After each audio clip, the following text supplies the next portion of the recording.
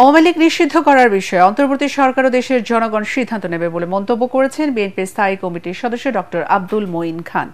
যুক্তরাষ্ট্রে the Carter সেন্টারের একটি প্রতিনিধি দলের সাথে বিএনপি মহাসচিব মির্জা ফখরুল ইসলাম আলমগীরের নেতৃত্বে প্রতিনিধি দলের বৈঠক শেষে তিনি একথা বলেন।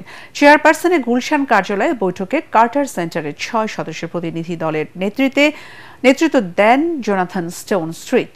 প্রতিনিধি দলটি বাংলাদেশের আগামী জাতীয় নির্বাচন বিষয়ে সার্বিক পরিস্থিতি পর্যবেক্ষণ করতে এসেছে। আওয়ামী লীগ নিষিদ্ধ হবে কি না হবে সেটা তো বিএনপির বক্তব্যের বিষয় নয়।